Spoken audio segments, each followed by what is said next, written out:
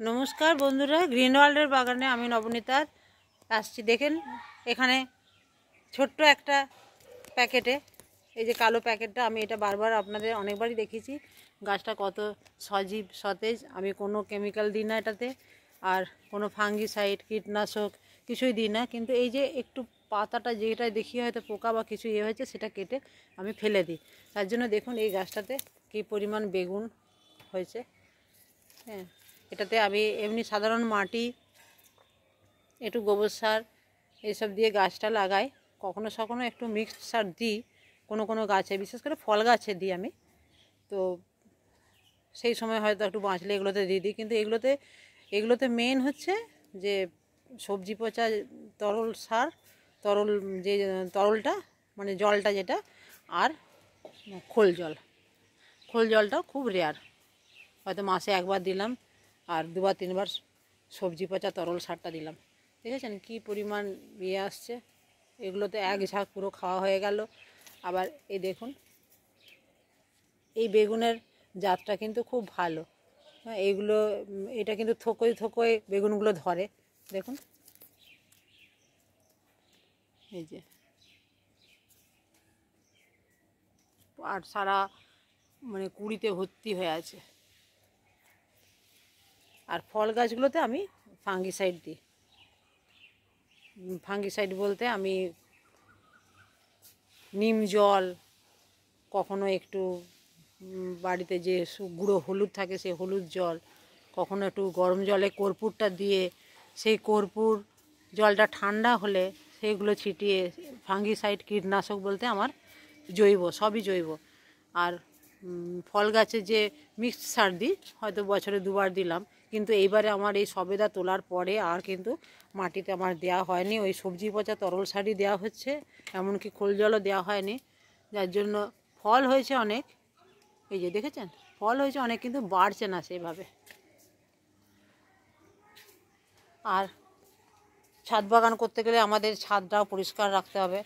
যার জন্য বুঝতে পারছেন ছাদে একটু চুন মাখিয়েছি।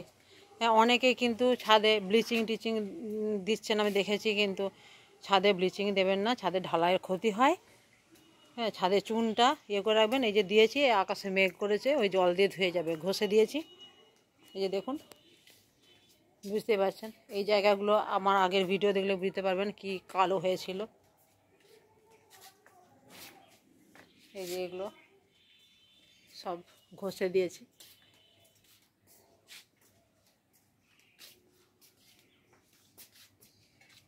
এগুলো সব ঘষে দেওয়ার ফলে এবার বৃষ্টি হলে জলে ধুয়ে যাবে, তারপরে আবার কখনো ঘষে দেব। ছোটো ছাদটাও আমি এভাবেই চুন মাখিয়ে রেখেছি, পুরোটা ঘষে দিয়েছি। একবার বৃষ্টি হয়েছে ছোটো ছাদটা দেওয়ার পরে।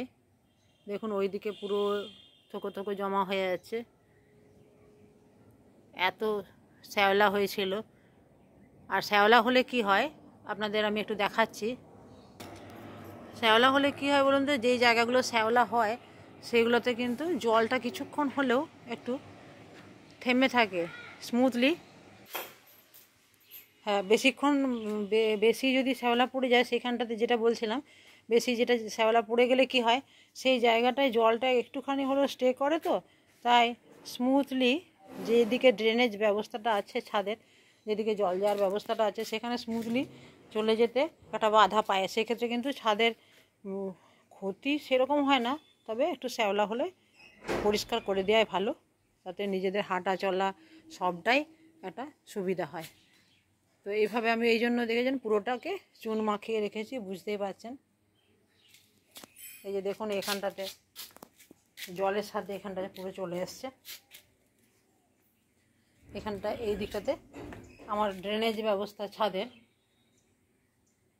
এগুলোতে চুন মাখানোর ফলে দেখেছেন তো এগুলো সাদা সাদা হয়ে গেছে। এগুলো আমার এখান থেকে জল, এখান থেকে এই যে টবগুলো আছে এখান থেকে জলগুলো পড়ে, এগুলো সব কালো হয়ে গেছিলো, ওই কোনার ওগুলো সব কালো হয়ে গেছিলো। এগুলো সব চুন মাখিয়ে রেখেছি। এবার আজকে বৃষ্টিটা হবে, তারপরে আরেকবার ঘষে দেব। এইদিকে জলটা যাচ্ছে, এই যে দেখুন এখানটাতে এইদিকে জল যাচ্ছে, বোঝাই যাচ্ছে। তো ছাদে এভাবে চুনটা মাখিয়ে রাখবেন, চুনের দামও বেশি না। ছাদে চুন মাখিয়ে রাখলে ছাদের এই শ্যাওলাটা চলে যায়, ছাদ পরিষ্কারও থাকে। আমরা বাগান করার সাথে সাথে পরিষ্কারের দিকেও নজর দেখি এবং ছাদটা বিশেষ করে সেফ রাখার চেষ্টা করি। তার সাথে আমাদের যেগুলো বিভিন্ন রকম কাজকর্ম সেগুলো তো থাকেই, যেমন কোথায় পাতা পেকে গেছে, কোথায় কোন পাতায় পোকা হয়েছে, হ্যাঁ সেই সবগুলো তো দেখি।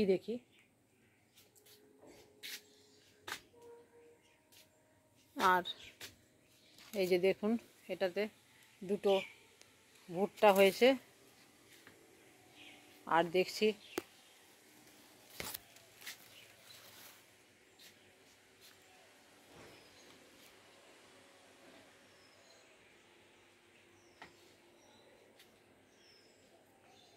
আর দেখুন বন্ধুরা, এই গাছটাকে আমি কেমন ঝাপঝুপে বানিয়েছি। হয়তো ভাবলেন যে এইভাবে কাটিংটা করলাম কি করে। এইভাবে আমি করেছি, ওই একটা করে ডোকা কেটেছি, আবার মাটিতে পুঁতে দিয়েছি। তো সেইভাবে আমার এটা ঝাপঝুপে হয়েছে। এভাবেই একটা ইনডোর প্ল্যান্টের মতো এটা তৈরি করছি। এখন আপাতত ছাদেই আছে, আর একটু তৈরি হলে আমি এটাকেও একটা জায়গায় কেটে দিয়ে আবার এই দিকটায় লাগিয়ে দেব। লাগিয়ে দেওয়ার ফলে এটা একটু বেশ ঝাপঝুপে, এরকম করে ঝাপঝুপে হবে। দেখুন এটা দারুণ একটা শেপ আসছে।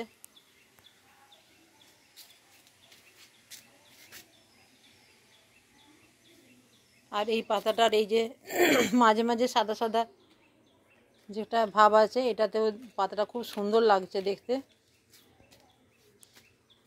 স্কিনে কেমন লাগছে তার থেকেও এমনিতে বেশি দেখতে ভালো লাগছে খালি চোখে। তো এইভাবে একটা গাছকে আপনারা করতেই পারেন, বেশি বাড়িয়ে অনেকটা না তুলে, কোথাও টেনে না তুলে, বেশ একটা ঝাপঝুপে করলে একটা ইনডোর প্ল্যান্ট, একটা ব্যালকনি, জানালা বেশ সুন্দরভাবে রাখা যাবে। আর এই ছোট্ট একটা 30 টাকার একটা, 30 টাকা না 15 টাকা দিয়ে কিনেছিলাম, যে যায় রাস্তা দিয়ে, সেটা কিনেছিলাম। দেখুন কি সুন্দর লুকটা হয়েছে। তো এইভাবে বাগানের সমস্ত দিকে খুঁটিনাটি সমস্ত দিকগুলোই আপনাদেরকে নজরও দিতে হবে। কোথায় পাতা পেকেছে, কোথায় পাতার পোকা হয়েছে, হ্যাঁ, তো সেইগুলো, তারপরে কোন গাছের একটু কাটিং করলে সেই গাছের শোটা ভালো লাগে, তারপরে তো ছাদ পরিষ্কার রাখা, সেগুলো তো আছেই। এখানে এই আতা গাছটাকেও আমি একটু ঝাপঝুপে শেপ দিচ্ছি। দেখুন, এই যে দেখেছেন, দেখুন কি সুন্দর লুকটা। এই আতা গাছটাকে, যেহেতু আমাদের জায়গাটা কম, সেহেতু আমাদেরকে খুব বেশি একদিকে বাড়িয়ে দিলে দেখুন গাছটা হেলে পড়েও তো যেতে পারে। তো সেক্ষেত্রে আমাদেরকে একটু ঝাপঝুপে সব দিকটা সমান ব্যালেন্সের মতো করে এক একটা গাছকে আমাদেরকে তৈরি করতে হবে, আর তাতে দেখতেও ভালো লাগে। আর গাছের সবসময় খেয়াল রাখবেন যেন কাণ্ড থেকে অনেকগুলো গোড়া না বেরোয়, অনেকগুলো কাণ্ড না বেরোয়। এই যে এই একটা যে বেরিয়েছে না, এগুলোতে কিন্তু ফল টল হতে ভালো হয়। কথায় বলে না কাণ্ডজ্ঞান, তো অনেকগুলো যদি কাণ্ড বেরিয়ে যায় সেক্ষেত্রে কিন্তু ফল হওয়ার বা ফুল হওয়ার সেক্ষেত্রে একটু অসুবিধাজনক হয়। তো যেটাতে দেখবেন পাশাপাশি দুটো গাছ রেখে দেখবেন, যেটাতে একটা কাণ্ড অনেকটা লম্বা হয়ে তারপরে শাখা প্রশাখা বেরিয়েছে, সেক্ষেত্রে কিন্তু গাছের ফল ফুলটা একটু হলেও বেশি হচ্ছে। তো এটা যাই হোক পরীক্ষা করেও দেখেছি আমি, শুধু কথার কথা নয়। এই দেখুন গাছটা কত সুন্দর শেপ এসছে।